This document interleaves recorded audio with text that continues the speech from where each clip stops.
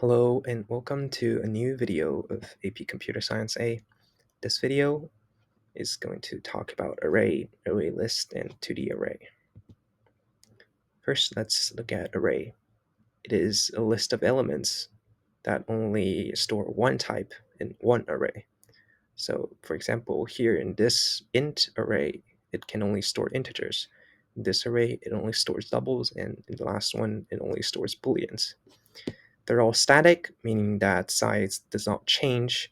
For example, in this last Boolean array, it has a size of 5, and it will not change once after it is initialized. And here is how you define an array in general, or create an array in general. You use the keyword new, and you put a size right here. And if you want to access the value for each element, you do it by using index. But if you have an array of size n, the index is going to be from 0 to n-1, so a total of n indexes. And if you try to use n to access something from the array, it will result in an index out of bound error. Next, we have array list. It is a list of elements that it's also like the array, as it can only contain one type at a time. So here you can see this array list only stores integer, this only stores double. And notice how integer is spelled out and with a capitalized I, and so is double. This is because array lists uses wrapper classes because they can only store objects. So for now, if you want them to store primitive data types, you have to use wrapper classes. And note that once you've created an array list, the objects inside of it are not constructed manually or are not constructed automatically. You'll have to do that manually. Here, although you've put size here, it doesn't automatically construct the first n elements. What this does is that it allocates this enough memory to this part of the program. And so since it's dynamic, when you're adding element to the array list, it doesn't have to change multiple times to adapt to your size and allocate more times from the memory. And doing this will only save you allocation time, but it will not construct the objects. And you can access the value by using the method and putting the array list name here and using .get index to access the value at that index. And if you want to add elements, you can do that by using .add, and if you want to remove, you can use .remove index.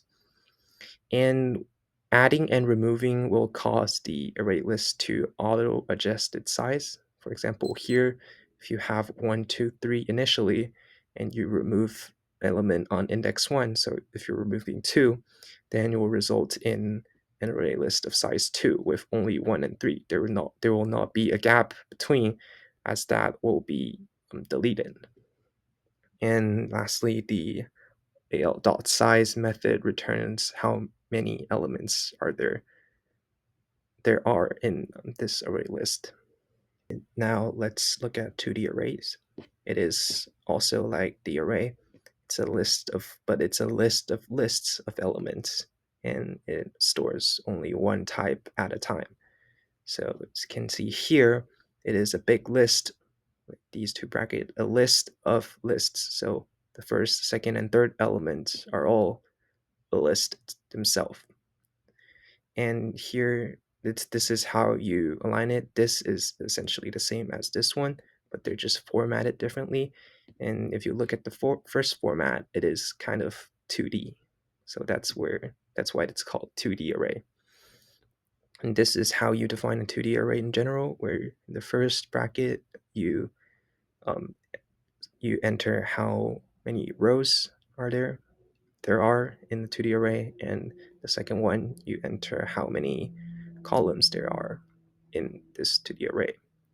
And you can access elements through two indexes, or there are rows and columns. array 0, so you're only accessing the first element of this big array, it only holds the value of the first array. And so you can see this in this list of three lists. In this list of three lists, array 0 will return the first element, which is the first list, 1, 2, 3, 4, 5. And if you say array 0, 0, it will return the first element in the first array. So that will be 1, which is the one from this first list. And now let's look at some practice questions. Please write a piece of code that calculates the sum of elements from both the array and the array list. So we have here an array list with elements 1, 2, 3, and we also here have an array with elements 5, 4, 10, 2, 7. Next, please write a piece of code that counts how many zeros there are in a 2D array. So here we have a 2D array with 5 rows and 10 columns, and please assume that the values are already initialized, but write the code according to this array, or to the array. And here, the answer to the first question is like this. You first define some variable, and you can use either an enhanced for loop or a normal for loop to traverse through the array list and the array and add both of them to the sum. Here I used enhanced for loop, but you can also use normal for loops. And the answer to the second question is like this. You define a counter variable that counts how many zeros there are, and you use a nested for loop. So you can see that the outer loop traverses through traverses through all the rows, and at each row, you're using a second loop to traverse through every element within that row. So that also means to traverse through all the columns. And you can do that and check that element to see if it equals 0, and if yes, you can add that to the count. And that is it for this video. Please visit vikinginitiative.com for more AP or IB resources, and if you have any questions, please join our AP CSA group chat and ask our tutors.